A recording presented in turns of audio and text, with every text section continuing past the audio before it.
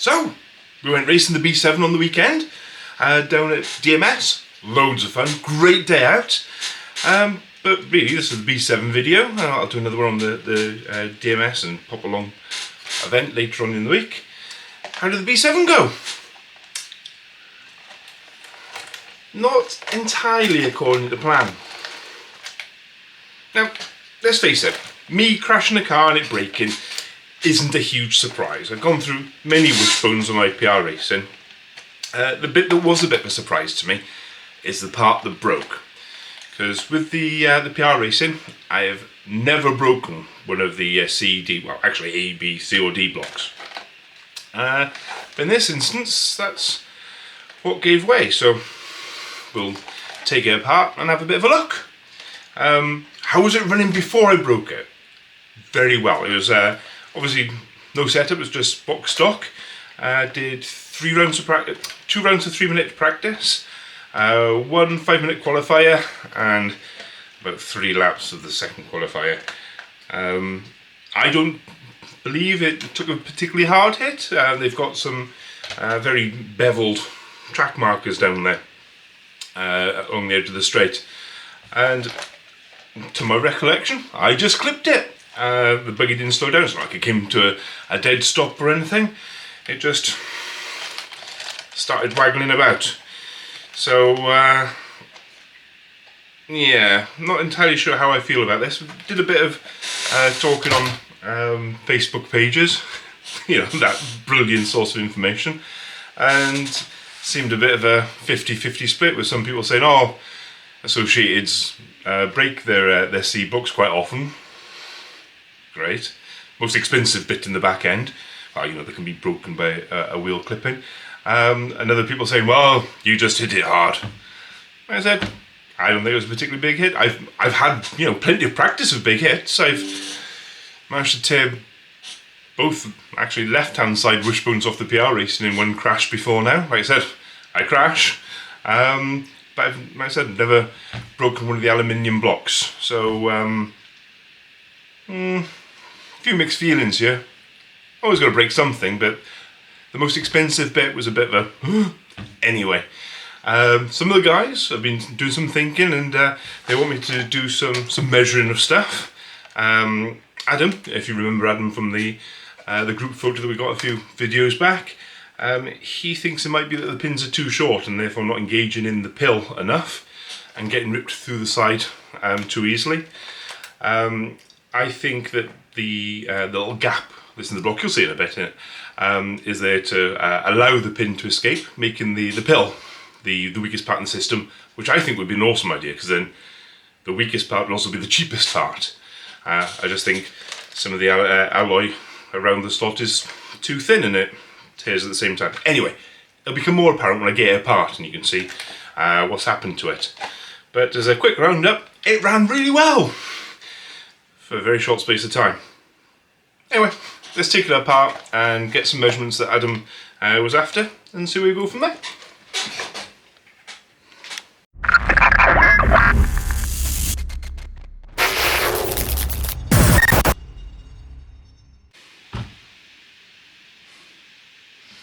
And a whole new camera angle. Let's take it apart.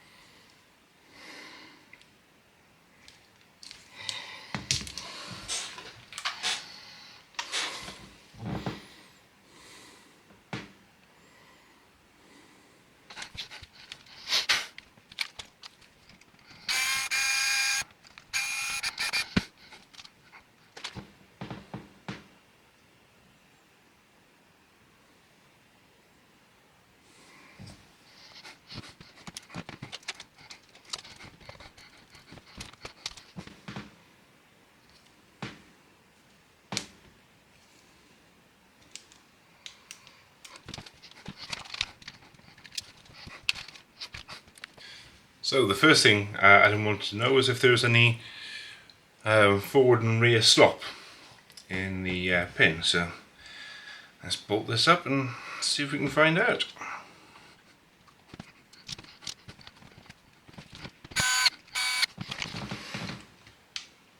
Oh, there is a bit actually. Let's see if we can get a visual representation.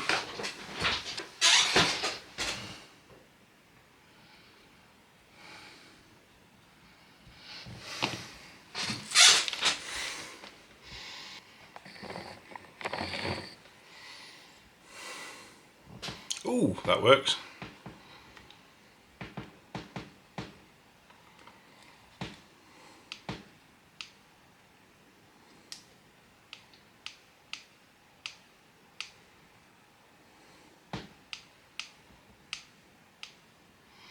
So it's that movement that Adam thinks might mean that as the car's running it slides back and it's easier to pull out the front block.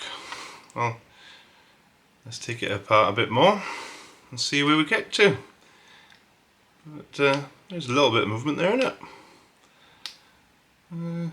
About a mil. Right, well, let's take the rest of it apart.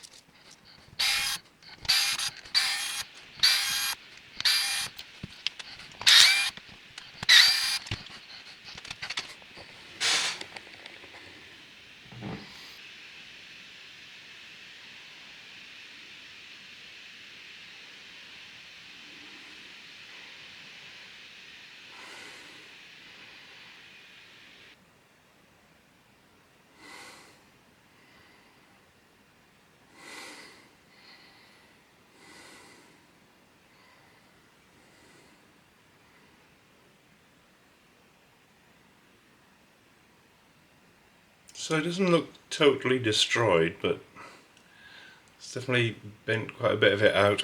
It started tearing it at that edge there. You can see it started tearing out. Also just put a broken block back in there temporarily. But it ain't as pretty as it used to be. So looking at the size of the slot as standard, my premise that it's an escape slot for the pin? Nah, totally not. So, with what other people have said on the interwebs, it does seem like it's just so you can get an Allen key in there to hook the blocks out, which is a good feature because I have had problems with that on the PRs before now. It's a solid block here, so it is tricky to get out the one pill that's underneath the spur gear. So definitely a bit of a feature. I just think, possibly for my heavy-handedness, that the thickness of the aluminium at this point is a bit too thin. That's one's in one piece, and that's the side that's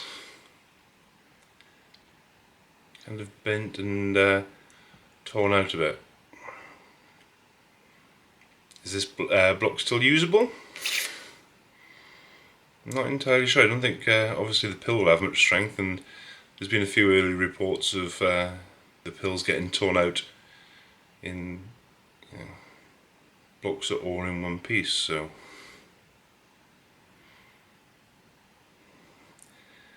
with that being said, at the moment there's none in stock anywhere, so we might have to have a whirl as it is. The other thing is, there's no rear hinge pins in stock anywhere, and mine was lost on track. Couldn't find it anywhere, so might have to cut my own because the PR racing ones are at different dimensions. But see what we can sort out for the weekend, innit? See if we can get a few more laps out of her.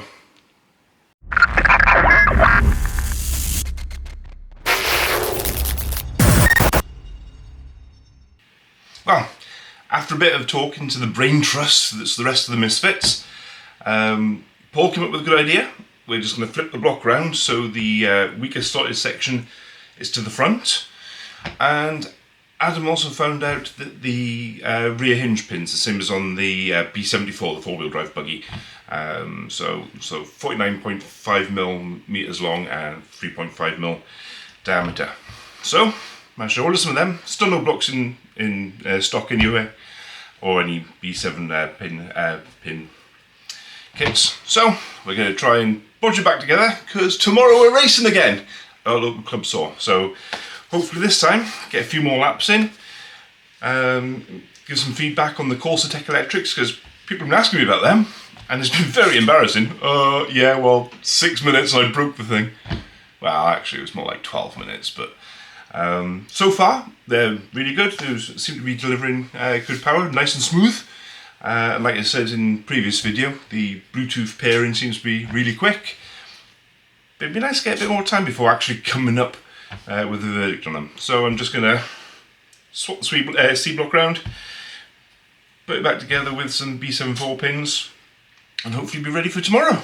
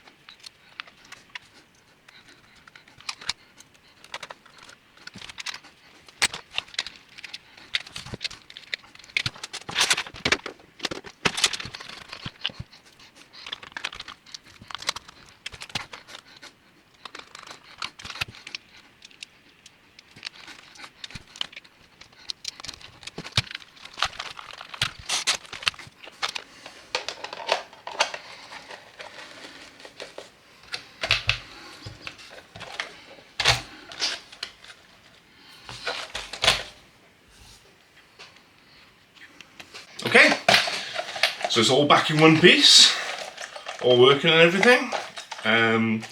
Because we flipped the block and the pills won't recess into it as much, I did have to sand down a couple of the spaces at the back. Took about 0.4 of a mil off each one, but everything's nice and free moving and everything, no slop, and everything's lined up flush. So we'll give that a run tomorrow, And what is tomorrow? Tomorrow is the 4th round in the Winter Championship at Salt. So we'll all be there and having a bit of a go. I think Matt H is doing short course. Matt S I think is doing rally and 4-wheel drive buggy. Charlie I think is doing the same. Mick I think is doing rally and 4-wheel drive. I'm doing 2-wheel drive and 4-wheel drive. Paul is 2-wheel drive and 4-wheel drive as well. Oh, Adam, I'm not sure what Adam's doing. I think he's doing short course and 2-wheel drive. Or I could be very wrong because we've all got too many toy cars and we turn up with all sorts. So we'll find out tomorrow. Hopefully get a few more laps than last time with the B7, so get a bit more of an opinion about that and the Corsa Tech stuffs. And yeah, hopefully we'll have a good day. If I don't break anything too early, I might video some stuff. If I do break something, then I'll get someone else to hold the camera. So hopefully we'll get a bit of footage from tomorrow. Yeah, that's about it really. So, let's go have some fun, and we'll see you next time.